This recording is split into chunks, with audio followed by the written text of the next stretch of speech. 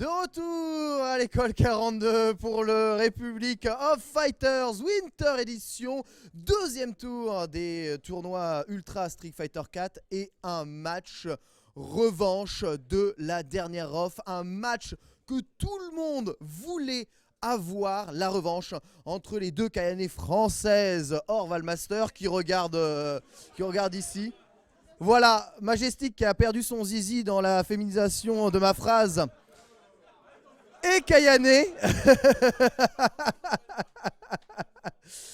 Les deux joueurs s'étaient affrontés dans la précédente off et avaient fait un match qui s'est terminé sur le fil, donnant à Kayane la victoire. Majestic veut ici reprendre son droit et tout le monde a voté pour que ce match soit rejoué sur le stream. Vous êtes nombreux dans la salle, tout le monde est là. Ici, Cigar, Agendas, les pots de guacamole, le sel est de mise. Vous allez donc suivre ce deuxième tour de Street Fighter 4 avant de retrouver juste après les phases finales de Smash Bros avec un corner Smash Bros qui va s'étendre jusqu'à début de soirée pour retrouver ensuite les finales de Street Fighter 4. Mais avant tout, êtes-vous prêts, Kayane, Majestic? C'est quand vous voulez, c'est parti. Deuxième tour du tournoi Ultra Street Fighter 4. Kayane, Red Bull Kayane contre Rage Majestic.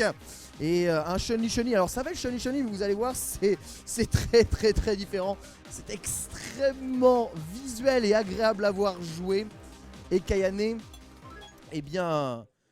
qui aimerait continuer sa série d'invincibilité contre Majestic en tournoi.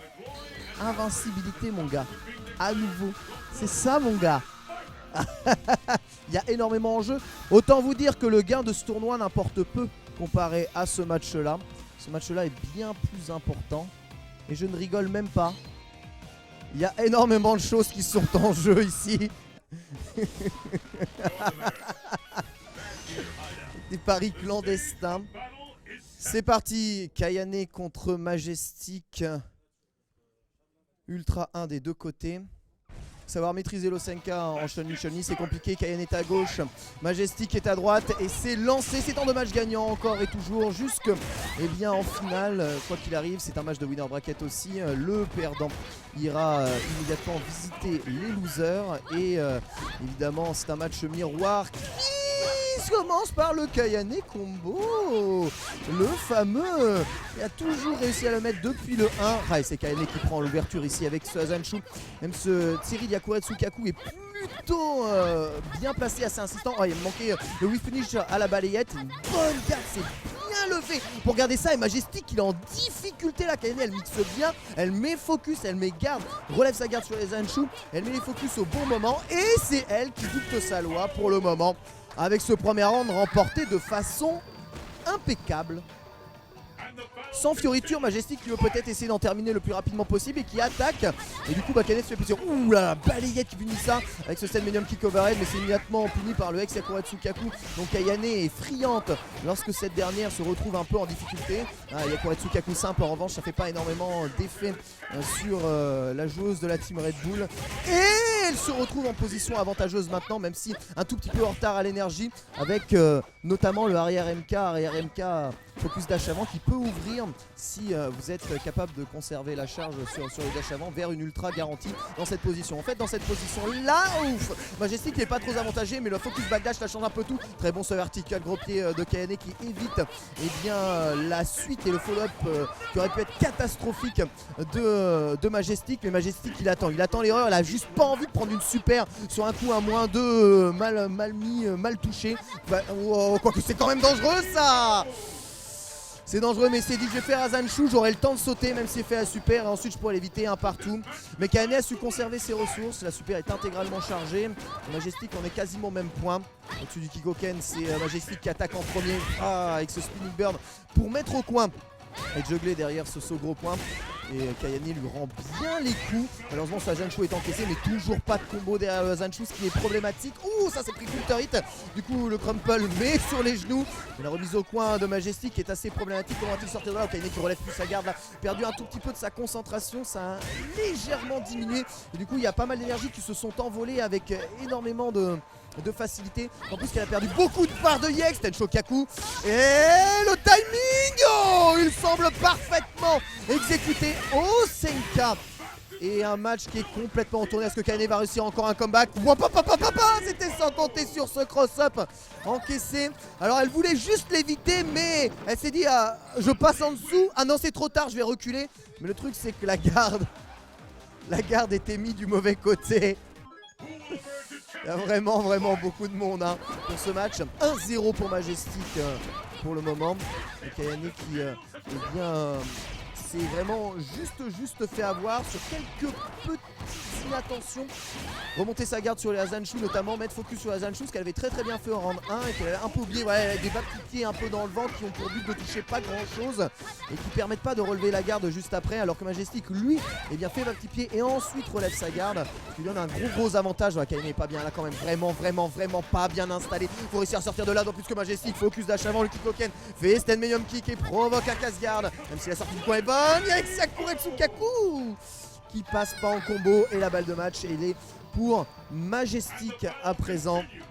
Une balle de match qui est arrivée assez vite, malheureusement parce que Kayane n'a pas su confirmer ce qu'il avait à confirmer. Il faut savoir que avec Chun-Li, dès que tu touches, il faut vraiment avoir une exécution parfaite et réussir à faire tout ce que tu veux. Sinon, tu te retrouves à faire des coups qui sont pas safe. Même en hit, tu perds l'avantage. Regardez la grosse pression de coin qui est en train de prendre Majestic. Et puis Azanshu qui est cassé par balayette. Bon, voilà. Immédiatement, Kayane dit fous-moi la paix, fous-moi le camp. Le Hexakura Tsukaku qui va repousser Majestic. Mais Majestic se retrouve avec une super. Il est en train de buffer le stand moyen point pour essayer peut-être de placer cette super justement en cancel milieu d'écran. Attention quand même à cette focus relâchée. Majestic qui est vraiment sur le point de s'imposer. Moyen point, pas de super. Et toujours Kayane qui reste avec pas mal de vie. Garde levée, mais toujours pas de confirme du bas petit pied en Hexakura Tsukaku. Et Kayane mise à mal, mise au sol. Et la double touche sur cette sortie du coin. Rage Majestic.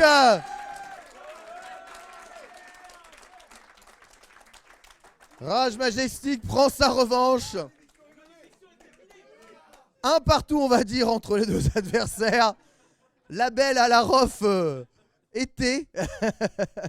Vous aurez le dénouement final là-bas. Magnifique Majestic qui a progressivement installé son jeu dans cette partie. Yep. Et qui a réussi du coup à s'imposer. Difficile de garder les nerfs solides tout de même. Quand tu subis une telle pression, il suffit de rater un peu, de ne pas être sûr de ses combos et ça peut se terminer très rapidement. C'est un jeu rapide. Le prochain match que nous allons voir dans ce Republic of Fighters est un match qui oppose le champion de l'Evo, Meldan Luffy, face au champion des Français, je pense. Et il remporte les suffrages. Il porte sur ses épaules le beau jeu français depuis la création, on va dire, du jeu de combat, je pense. C'est bien entendu Rayux et son Abel. Et un match aussi, à mon avis, qui va être extrêmement dynamique. C'est absolument impossible de savoir comment ça va se terminer. Vous savez, je ne sais pas si vous vous souvenez, si vous avez suivi les derniers tournois qui ont eu lieu en fin de l'année 2014, et notamment le Red Fight District.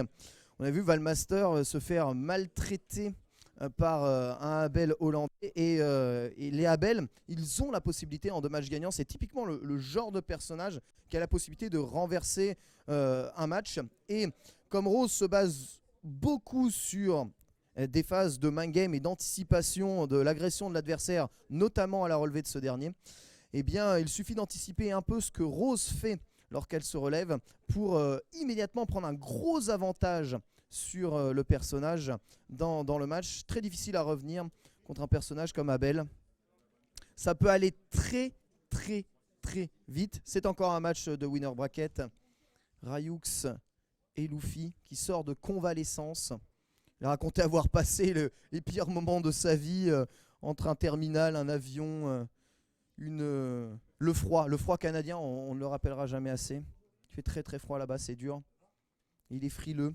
Et évidemment, je ne sais pas comment il a fait pour choper la varicelle, mais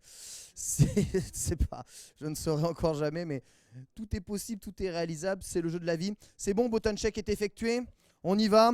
Ryux contre Meltdown Luffy, c'est le deuxième match que nous allons vous proposer et c'est un match qui peut être explosif. Mollo sur le son, en régie, balancer la sauce, j'entends un peu plus vrai.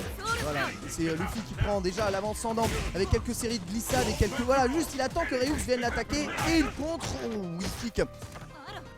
Bien rentré, mais difficile de faire quelque chose en fait derrière le wiki parce que le personnage prend un peu de recul. C'est un peu le problème finalement d'Abel. Il est assez bon sur la touche simple, mais après la touche, quoi faire et qu'est-ce qu'il faut réellement réaliser quand t'as pas trouvé une vraie mise au sol. C'est compliqué. Luffy qui réussit à trouver double touche sur le cross-up medium kick avec ce bas gros point et qui prend ce premier round de façon expéditive. C'est assez étrange, on a à peine vu la barre de vie en fait d'Abel descendre, il a pris quelques coups par-ci par-là, sauter un peu vers l'avant, se faire punir, quelques erreurs ont suffi pour que la barre de vie dégage vite. Avec ce code il essaye de se rapprocher, il va essayer de pousser la rose de Luffy dans le coin, Luffy c'est immédiatement et du coup direct commence à faire quelques dashs avant à partir du moment où la distance est cassée. Et je sais qu'on n'est pas très confortable lorsqu'on a mis distance face à Rose. Le truc c'est que cette distance il faut réussir à la maintenir parce que sinon Rose tu la pousses jamais, elle prend plus de rythme quand même sur cette focus cancel du sous-spiral et une chop prise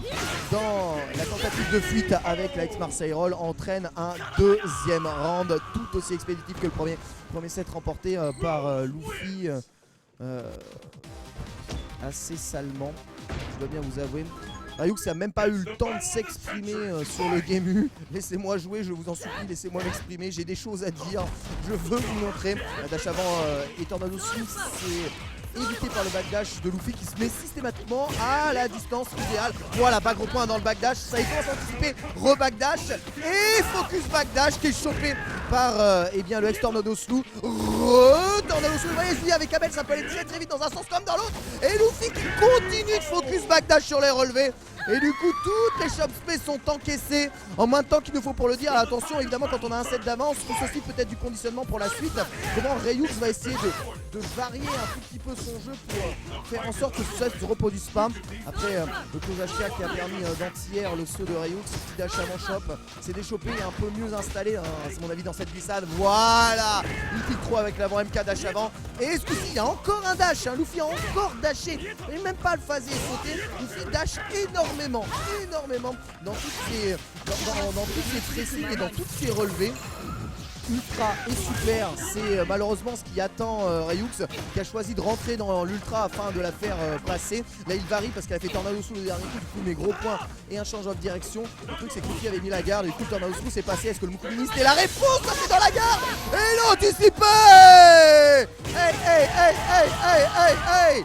Oh, la barre. Ouf, il reste encore un peu de vie. Luffy qui a rechargé une ultra et qui va se prendre ce casse-garde à la relève. Ryux qui renverse la vapeur, vous avez vu il a eu beau perdre sèchement en 2-3 mind game avec Abel, ça peut être terminé en 2, c'est extrêmement piégeux. Luffy qui n'est donc pas à l'abri d'un passage en loser bracket encore en France, là où on connaît plus ou moins Rose et un peu le jeu du non, là, il est passé en mode pas content. Il est vraiment pas content. Le décalage shot juste derrière va peut-être entraîner le stun sur une ouverture de garde. Ce saut est vraiment très délicat parce que le bas gros point aurait pu être là pour terminer sur le stun et le stun est là. Un Luffy pas content, c'est un Luffy qui perfect. Et voilà, perfect de Luffy. Ryux qui est passé pour son sac de frappe. Et balle de match à suivre. D'autant plus que non seulement Luffy s'est fait plaisir ce round là, mais en plus il a chargé toutes ses barres. Wow, alors ça c'est culotté. Mais les dégâts ils sont au rendez-vous. Le back point qui rattrape pas le backdash, c'est très étrange. Alors que c'était pour anticiper ça. Il chope le ex-code à la relevée. Et il y a cross-up encaissé avec le combo focus dash avant.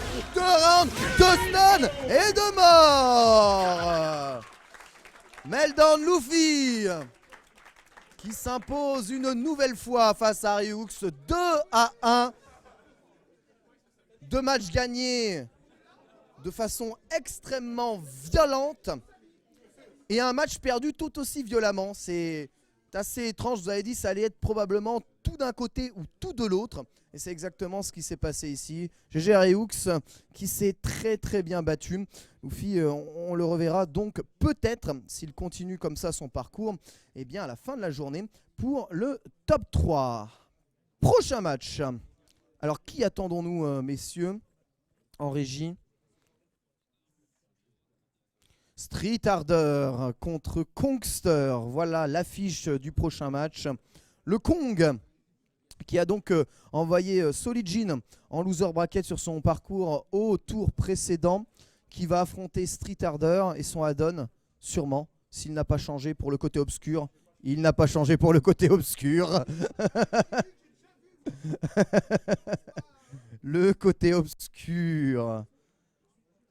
On va donc avoir un Yoon add-on en version, on va dire, à la française, avec deux joueurs qui sont très très bons.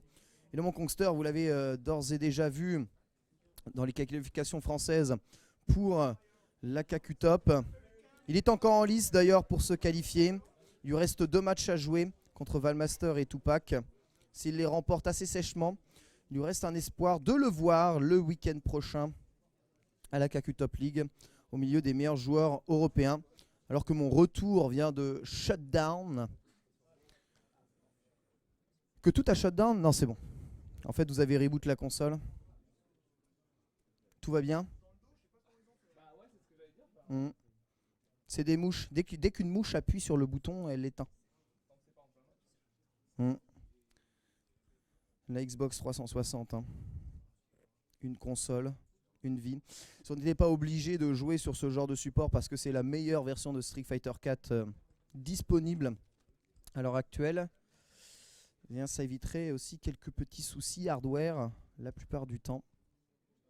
On bénéficie évidemment, on privilégie le software ou hardware dans les compétitions. C'est pour ça d'ailleurs que la plupart des compétitions ne se jouent pas sur PC. On peut se demander d'ailleurs pourquoi est-ce que les compétitions de Street Fighter ne se jouent pas sur PC. Parce que ça, on va dire, ça serait possible, hein, totalement réalisable, mais la version PC n'est pas identique à la version qui est jouée d'habitude, et en plus la version PC implique que les changements de manette et des branchements sont assez délicats de temps en temps, faisant perdre généralement pas mal de temps entre les tours. Vous allez me dire, un reboot de console ça fait perdre pas mal de temps entre les tours aussi, surtout quand ce dernier est intempestif, mais disons que ça serait beaucoup plus compliqué. Vous savez, on va dire, les jeux de combat ont toujours eu une culture extrêmement console, dérivant tout simplement de l'univers arcade. Mais aujourd'hui, comme l'arcade prend un tournant extrêmement PC d'un point de vue du hardware, les consoles exactement, et les consoles d'eux-mêmes, peut-être qu'un jour verrons-nous tout ça changer. En tout cas, ça ne risque pas de changer pour la saison 2015, puisque la plupart des tournois risquent d'être une nouvelle fois sur Xbox 360 et de basculer progressivement vers la PlayStation 4, comme ça semble être décidé par le sens du vent. Kongster semble vouloir prendre Honda. Alors, je ne sais pas si c'est du Bookton Check ou de l'info, de l'intox, mais c'est vrai que Honda contre Addon, c'est quelque chose qui se joue assez bien. C'est qu'Honda a une grande facilité à paralyser le jeu d'Addon, et notamment le jeu aérien, en ne bougeant pas, en restant droit et en sautant tout droit comme ça. Et si Kongster a encore un Honda digne de ce nom, eh bien Street Harder pourrait avoir du mal. Après, ça peut être de l'intox. Après, le button check, il peut retourner évidemment sur Yoon sans avoir hésité. Mais en tout cas, le main game est posé. Là encore, le BNB et le BNB et le BNB. Voilà, ok. Il les a tous, je pense que c'est bon. La test très léger. Street Harder semble avoir aussi le jeu plus ou moins dans les mains. Ok, c'est bon? C'est bon. Ok, les deux joueurs sont prêts. Alors est-ce que c'est de l'intox ou est-ce que c'est de l'info?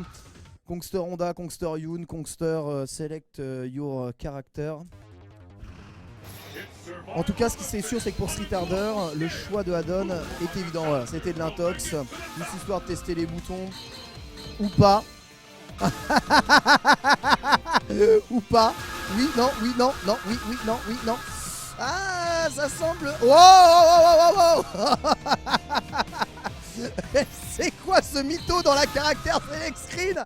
Qu'est-ce que c'est que ce mytho? Kongster qui a voulu jouer au plus malin en sélectionnant Honda et directement Street Rider qui lui counter-pick DJ. Sachant que bah, c'est pas la même, hein. DJ Honda, c'est tout de suite largement moins drôle. Mais une époque, on appelait Kongster le match-up breaker, était capable de tuer tous les sagas de la Terre avec simplement Honda. Ouais, déjà, le premier saut, ça commence très très mal. Il faut se souvenir, et c'est vrai que c'est difficile après avoir joué Omega Street Fighter 4 que DJ ne joue plus avec des quarts de cercle. Donc revenir à un système de charge classique, voilà, Sobat bien placé. Vous avez vu que le premier saut de Kongster qui a voulu ouvrir en Gambi pour mettre la pression directement, eh bien s'est fait arrêter par le BHK, et le BHK a quand même des petites propriétés de juggle derrière. Waouh, avec ce Sobat comme ça d'entrée de jeu à l'autre bout de l'écran, prend ce petit point. Ce petit point, c'est un excellent coup, mais depuis très très longtemps pour sauter au-dessus des projectiles. C'est un coup qui va toucher très très tôt, tout de suite activer le hitstun ou blockstun de ton adversaire, comme le saut moyen point ici. Et du coup faire reculer l'adversaire, ça c'est derrière, c'est difficile à savoir. Le truc c'est qu'une fois que tu passes derrière, c'est dur de charger à nouveau après l'enchaînement de light. Léger avantage pour Street Harder, faut en tirer ça. Et il peut pas grâce à ce petit point, vous voyez ce petit point qui est là. Cela dit, eh bien, il y a eu un bon set medium kick anti-sumo press. Et le ex Sobat qui termine le taf, 1-0 pour Street Harder. Ah oui. Alors je ne sais pas comment ça se passe au niveau du blind select à l'écran de sélection des personnages, mais en tout cas Street Harder, lui, son choix est fait.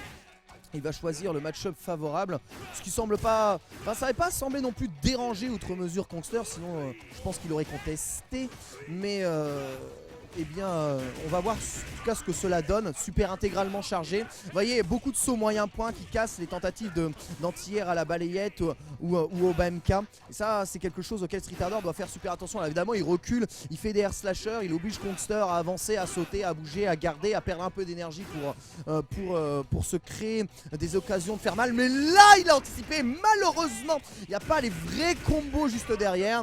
Il est assez gentil ici parce que je pense qu'il pouvait terminer avec tout ce qu'il avait comme barre de Yex. Le truc c'est qu'il est mené, voilà, actuellement au score, et que du coup il veut essayer d'en cramer le moins possible, étant donné que son ex 1000 mains était passé dans la gare après son saut vertical gros point. Il dit je vais pas consommer plus de barres de Yex, il me faut ma super, elle peut vraiment être déterminante, et des Yex Doskoy, même si je pense que ce ex Doskoy en garde était vraiment unsafe et qu'il n'a pas été puni. Il va être surpris un peu.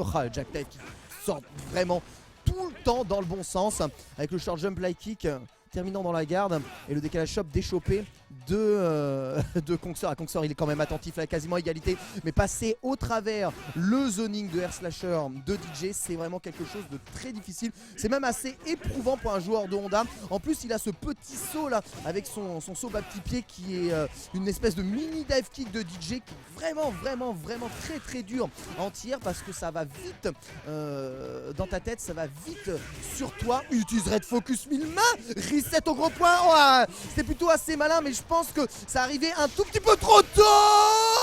La garde n'est pas là. Le beau jeu à la française. Meurs pas sans ton pif au milieu des links.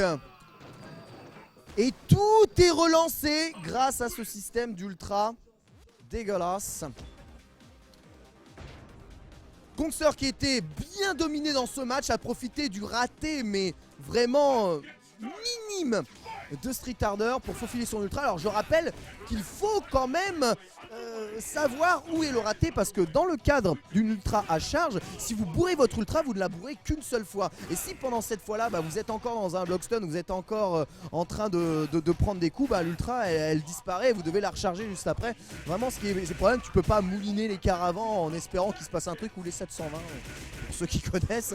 Mais c'est à la fois un problème et à la fois une solution si jamais vous savez comment répliquer à ça. Et là c'est la même, une ultra qui se joue à charge et qui va peut-être provoquer un comeback de la part de Street Harder qui recule. Allez viens, saute, essaye de provoquer le saut, et là l'attaque, malheureusement ce décalage est cassé par Ex Doskoy. Il a peut-être voulu l'attaquer un peu trop tôt alors qu'il restait quand même pas mal de temps. Balle de match pour Kongster, je vous dis finalement Honda sur DJ, il a juste pas eu peur, il a encore un Honda vraiment pas dégueulasse, un Kongster. Et c'est bon d'avoir toujours deux persos dans son équipe, avoir à la fois Honda, avoir à la fois Yoon. Je vous dis, après quand même 6 ans d'existence, Street Fighter 4 a son cas s'est vraiment beaucoup étoffé et on peut pas aller contre certains match-up extrêmement désavantageux et souvent eh bien c'est un avantage de pouvoir jouer un perso de support même si on l'a un peu moins taffé que quelqu'un. Ouah, il a vu. Et bien sûr qu'il a vu. Oh, une ultra utilisée très tôt.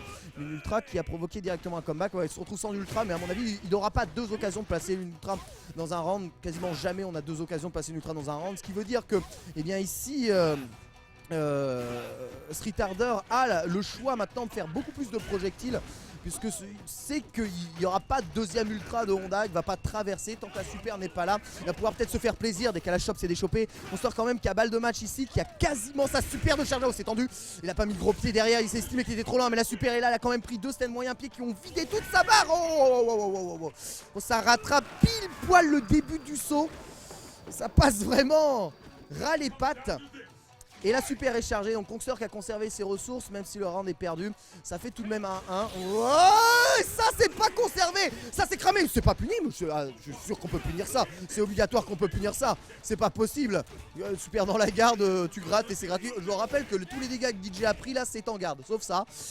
Le reste c'était en garde, quand même assez violent. Un petit focus aurait pas été dégueulasse étant donné que le premier hit était passé dans le vent ou quelque chose, étant donné qu'il est blessé. Peut-être qu'il aurait pu essayer de jackknife la retombée du sumo press.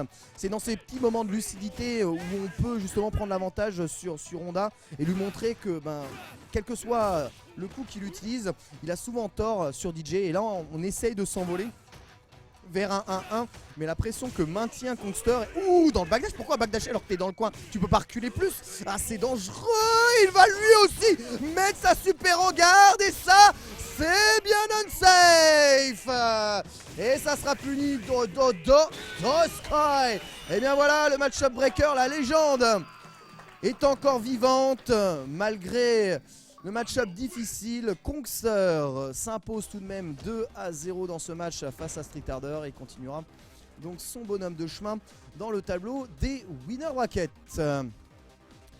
Et oui, vous avez vu que ça n'est pas le match-up qui fait le game. C'est bien le joueur qui impose le match-up qui compte énormément. On va se retaper du Chun-Li pour la diversité. Pour la diversité, pour l'amour de tout. Majestic contre Valmaster, qui est l'évolution au niveau 51 de Kayane. Ça a été prouvé. Et qui va donc raffronter encore une Chun-Li en Chun-Li. Et là, c'est la deuxième épreuve parce que évidemment, quand tu as traversé une maison d'un chevalier, il faut se taper l'autre maison, etc. Et là, Majestic, il essaie de parcourir le plus de maisons possible. Et Valmaster reste aujourd'hui un très gros client. On le situe comme le deuxième meilleur joueur français, qualifié pour le Capcom Pro Tour 2014. Où il a fait mal aux joueurs américains là-bas. Qui n'ont pas compris ce qui s'était passé. Valmaster qui a une bonne connaissance à la fois de Chun-Li mais aussi d'Elena. Et peut-être que justement pour éviter de se taper du Chun-Li, peut-être va-t-il se laisser tenter par les démons kenyans. On ne sait pas. Mais en Chun-Li il connaît très bien. Du coup c'est pas forcément très évident. Ouais, ça s'envole vers du Chun-Li. Ok. Ça sera du Chun-Li. Rage, Majestic, Valmaster, les deux joueurs extrêmement concentrés. Évidemment, c'est quasiment le top 3 qui se joue à l'issue de ces matchs-là. Il en reste déjà plus beaucoup. Kongster est vivant, Luffy est vivant, Valmaster, Majestic sont vivants. Juste en espérant qu'ils sont dans le bon sens. Valmaster est théoriquement à droite, Majestic est théoriquement à gauche, si je dis pas de bêtises. Et vous voyez que directement Valmaster installe le jeu. Est-ce que tu as fait Kikoken? Je fais Kikoken et quelques Yakuretsu parce que j'ai chargé la barre de super. Vous avez vu que en termes de début de match, déjà la barre de vie de Majestic est largement moins pleine, mais en plus la barre de super de Valmaster est largement plus remplie. Alors ça c'est pas mal, ça rend les desk combo. Ouais, Focus se replie immédiatement. Par contre on lui fait pas. Ça on lui fait pas, quelle que soit la distance de l'écran. Il existe bien un réflexe de Valmaster qui punit une projectile de très très loin. Je l'ai même pas vu sortir le Kikoken. À peine il était sorti de la main, il y avait ultra. Il a un bouton ultra, un bouton qui charge l'ultra. On sait pas comment il fait, mais il est tellement mobile en fait Valmaster, c'est difficile de savoir quand est-ce qu'il conserve sa charge, qu'il la conserve pas. Du coup tu te dis oh c'est bon, je veux faire boule, on s'en fout, je fais une boule, laisse-moi faire une boule. Et en fait non, tu peux pas faire une boule, t'es directement pris à la gorge. Regardez comment Valmaster presse. Alors ça c'est dommage de rater les follow-up à ça parce que les ouvertures de garde et les punitions petit pied comme ça il n'y en aura pas énormément. Valmaster il va pas laisser sa garde grande ouverte et quand on ouvre la garde il faut terminer, il faut trouver une mise au sol, il faut pousser Valmaster loin. Elle a une super de charger donc Valmaster fait extrêmement attention parce que c'est que s'il prend une super c'est plutôt fin de round quasiment assuré, mais bon c'est pas grave. Oh, ici bien sûr c'est confirmé. Très bon Azanshu, il a le réflexe de Majestic qui est aussi somptueux. La backdashée cela dit sur la tentative d'overhead. La super est pas chargée du côté de Valmaster, il va tenter un comeback. Il va tenter un comeback, le petit jump, le petit pied qui est gardé par la focus backdash. Et Valmaster qui est là, poke moyen point, sachant que le moyen point charge la super et que du coup, eh bien la super va passer en cancel directement. Majestic ne doit pas bouger, il la tente et c'est passé. Et il l'a rendu ce réflexe là, lui faisant cramer sa barre d'ultra. Mais voilà, le truc c'est que Valmaster se dit oh bah j'ai perdu, je vais peut-être essayer de lui faire cramer son truc. Et Majestic se retrouve avec plus rien et Valmaster lui a toutes les ressources de la vie pour pouvoir eh bien, jouer une grosse carte durant ce troisième round. Balayette en réflexe sur le backdash, encore un saut vertical pour éviter les Azanshu. Saut vertical qui fait pas mouche. Et là la pression elle commence à être très très grande. Mais focus dash avant dans les Azanshu un peu trop répété de Valmaster. C'est l'avantage de jouer contre un perso que tu joues toi-même. C'est que tu connais réellement et tu sais mieux anticiper ce qui risque de t'arriver dans la tête. Finalement Valmaster il a pas rentabilisé sa super extrêmement tôt dans le round, ce qui est assez peu efficace. Vous voyez avec ce Yakuretsukaku passé très très largement derrière. Il y a un phare gros point pour venir cette focus dans le vent, même s'il a cancellé sur Azanshu parce qu'il n'était pas sûr que ce dernier soit entièrement safe. Il a bien touché Valmaster. Valmaster se retrouve à être obligé de multiplier. Ça c'est dangereux, heureusement que ce gros point n'est pas passé de hit parce que sinon il y avait un juggle à l'ultra qui allait tuer le pauvre Majestic est toujours coincé. T'es sérieux? Oui, c'est parfaitement évité. Et la focus va permettre à Majestic de prendre le premier set. Il est mort avec toute sa barre de super, Valmaster. Il a juste oublié que Chun-Li pouvait sauter contre le mur. Ça c'est dommage. Oh, Majestic qui va aller traverser les 12 maisons des chevaliers du Zodiac. Il en a plus rien à faire là, il est en mode complet. C'est très très bon hein, dans Spirale de la Gagne d'avoir le momentum. Et là il est plutôt du côté de Majestic. Heureusement c'est dans la garde, mais le bas petit point casse tous les dégâts de focus pris par Valmaster qui évidemment a chargé son ultra extrêmement rapidement mais se retrouve avec très peu de vie à présent. C'est incroyable de voir que Majestic domine parce que Valmaster essaye d'attaquer à tout prix et que cette attaque eh bien, est tout simplement contrecarrée, rencontre un mur.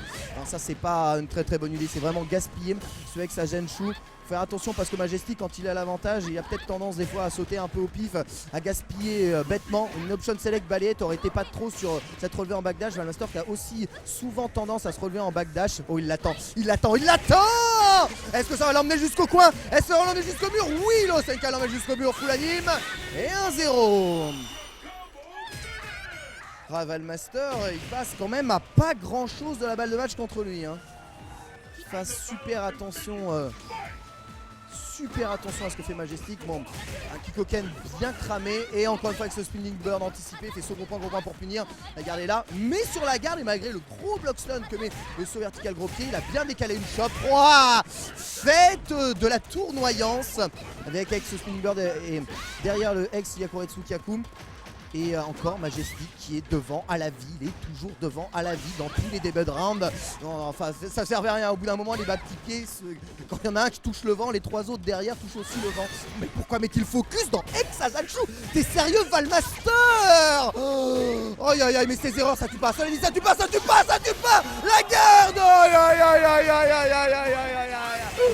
Une mauvaise estimation de la distance qui le séparait du coin a entraîné la fin de l'animation de l'ultra dans le vent. Et il a récité son kata. Malheureusement, sans le sac de frappe.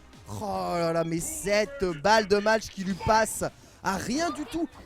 Mais Valmaster qui fait un nombre d'erreurs relativement grossières, assez incalculable hein, pour le moment. Alors que Majestic est plutôt tranquille. Mais on voit, regardez, l'agressivité de Valmaster, c'est juste violentissime. Il est là, il ne le laisse pas respirer. Petit Kayane combo dans le coin. Et il continue à Zanshu focus pour essayer de repousser. Il repousse, il y arrive.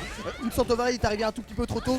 Il a pas cramé la bonne relevée. Hey, mix-up juste derrière. Et oui, mon gars, ça passe ça. Il va pousser encore une fois le cadavre. Mais malheureusement, avec Sakuretsu n'est pas sorti. Ça aurait peut-être puni le backdash derrière la focus bas petit pied. Et on voit Valmaster bien mieux installé dans ce match. Il a repris peut-être confiance, mais c'est surtout Majestic a eu du mal. Au bout d'un moment, le mur a du mal à contenir l'agressivité du joueur, du joueur français. C'est compliqué pour Majestic qui reprend arrière MK. Il va mourir encore sur une ultra au travers du Kikoken. Balle de match pour Valmaster. Et lui, la distance, il l'avait pile poil. Vraiment pile poil au pixel, la full anime. Balle de match, Valmaster. Majestic qui avait réussi peut-être à trouver un truc. Non, la garde sur les Zanshu. Et Valmaster qui cherche à faire ce vertical pour anticiper éventuellement les ex-spinning bird sur la relève. Mais il fait pas souvent un spinning bird sur la relève, Majestic. Voilà, là comme ça c'est une erreur. Et ça c'est parfaitement puni. Malheureusement ce saut derrière est loin d'être un set jump. Et du coup il reprend quand même un deuxième spinning bird. C'est Valmaster qui commet quand même quelques petites erreurs. Le truc c'est qu'il trouve plus d'ouverture de garde. Et ça c'est problématique. Encore ici, vous avez vu le petit point bas moyen pied. Le ex Yakuretsu Kaku qui touche de tellement loin. Et le coin, eh bien il n'en sortira jamais. Majestic s'incline donc face à Valmaster qui parcourt eh bien un nouveau tour en winner bracket. GG aux deux joueurs. Valmaster qui a mis un peu de temps à rentrer dans le match et une fois qu'il était dedans, eh bien c'était parfait. GG. Prochain match. Damascus va donc affronter Abu.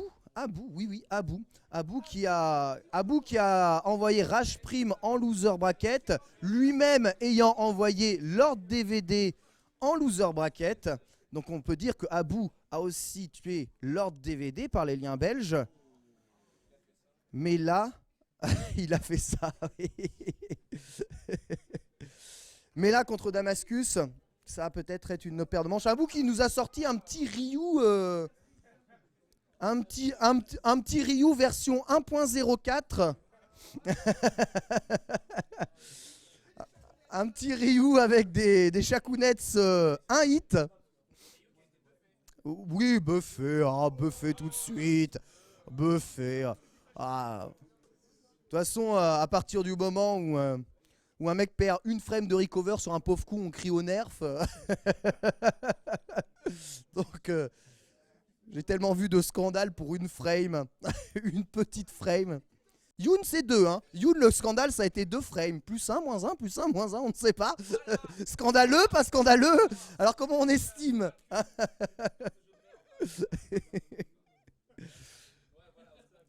Damascus qui va donc jouer Ibuki. Ibuki est estimé comme l'un des meilleurs persos du jeu au Japon avec Evil Ryu placé tout en haut. Evil Ryu Sama que l'on met très très haut. Et visiblement, eh bien, un Abu qui choisit de retourner sur les valeurs sûres. Sakura. Voilà. Tranquille. Facile, posé, c'est pas les boutons, c'est parti. C'est encore un match de winner bracket et Damascus, ouf, boum, pressing juste derrière la glissade. Magnifique confirme de la focus de Abu, mais il remet Damascus dans le coin grâce à cette chope arrière. Donc un décalage bas gros point qui a fait double touche, ne permettant pas de comboter. Mais Damascus qui fait un très très bon début de match. Par contre, cette ouverture de garde sèche alors qu'il voulait mettre à mon avis arrière moyen point, elle est dommage. Il reset, bourrage de dragon normal, dragon X. Il a relevé la garde sur cette overhead qui aurait pu entraîner un combo assez dévastateur. Voilà, là l'arrière MP est là. Nouvelle overhead gardée, Et il garde tout, Abu il a la garde parfaite. Il déchoppe, il a la garde, il peut pas perdre. C'est bon, il a l'avantage à la vie. Tu ne peux pas perdre sauf si tu sautes comme ça. Va falloir trouver un moyen d'ouvrir la garde et le seul moyen d'ouvrir la garde dans ce Kuso Gemu, c'est les décalages. Faut réussir à décaler. Damascus doit prendre le risque de décaler ou de mettre Kunai sur l'enlevé. Voilà, raté son combo juste derrière. Du coup, Abu en profite. Une victoire parce qu'il a raté. Une victoire à la monsieur qui a raté. Et Damascus qui a montré quand même le potentiel de faire mal. Ouais, il prend le saut petit pied dans la garde et il se dit bon bah le bas petit point à faire dans la garde. Je vais immédiatement faire un tic trop shop. Mais le bas petit point est quand même passé en hit. Abou il a malheureusement la meilleure garde du monde quand il est dans le coin. Mais au milieu de l'écran c'est compliqué tout de même. Un moyen pied et Shoken va pousser ici. Oh aïe aïe aïe aïe aïe aïe aïe aïe. Qui fait saut vertical Tatsumaki pour passer derrière sur la relevée de Damascus. Damascus il se fait surprendre par la position de la Sakura au moment où il se relève. Du coup se refait ouvrir la garde. Alors un petit jump. Enfin les phases à l'ancienne, tellement à l'ancienne. Est-ce que le Shinku va tuer? Je pense pas. Il va rester un pixel de vie à Damascus qui a peut-être l'occasion de s'en sortir. Il ne piffe pas. Il aurait dû. 1-0 pour Abou. Et Damascus qui a montré bien qu'il pouvait ouvrir la garde d'Abou. Mais Abou qui va tout simplement en roue libre dès qu'il y a une erreur de Damascus. Et c'est le problème en fait des Ibuki.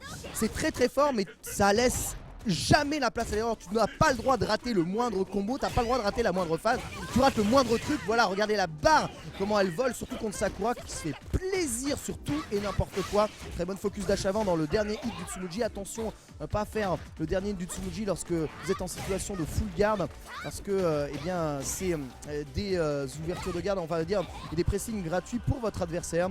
Donc un gros avantage à présent dans ce début de match. Tu fais dash avant, va petit pied et Damascus qui a juste la garde solide. Voilà, Tsumuji, la mise au sol. Et là derrière ce kick, et c'est cross-up light kick, c'est bien exécuté.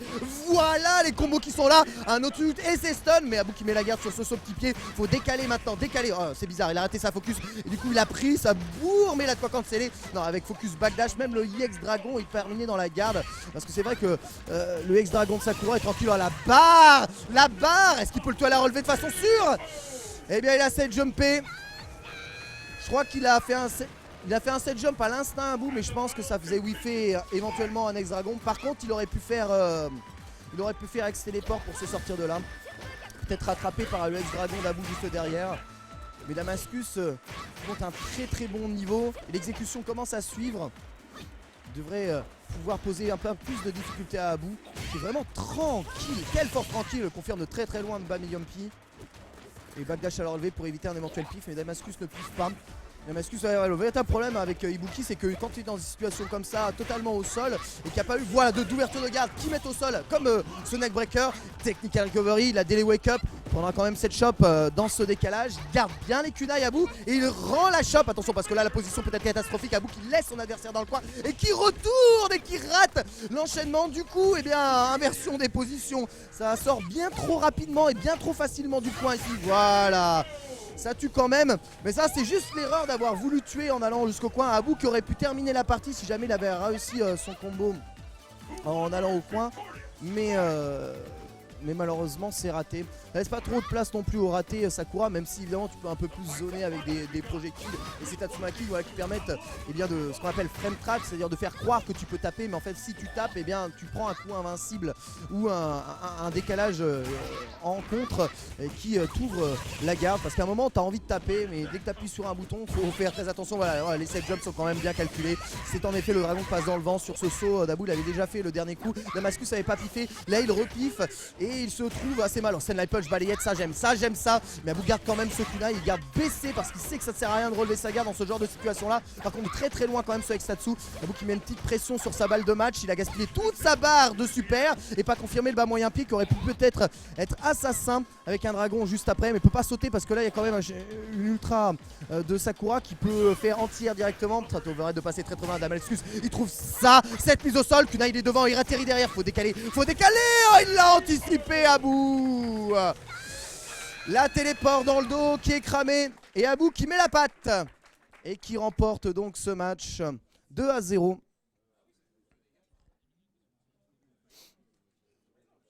D'accord, donc c'est la fin de Street Fighter 4. C'est bien ça, c'était le dernier match. On me confirme, très bien. Dernier match de Street Fighter 4, c'était le dernier. Nous allons donc passer. Exact. Nous allons passer à Melee, si on sait bien ça. Nous allons passer donc à Smash Bros Melee, toute la communauté Melee qui est là sur le stream principal avec les phases finales qui vont battre leur plein. Vous allez suivre Melee, ensuite Super Smash Bros 4, puis les phases finales d'Ultra Street Fighter 4 dans cette Republic of Fighters Winter Edition. On va faire une pause d'une dizaine de minutes afin de setup la GameCube nécessaire aux phases finales de Smash Bros Melee. Et je vous retrouve donc juste après le Corner Smash sur cette même scène et ce même amphithéâtre de l'école 42. Pub et à tout de suite pour Smash.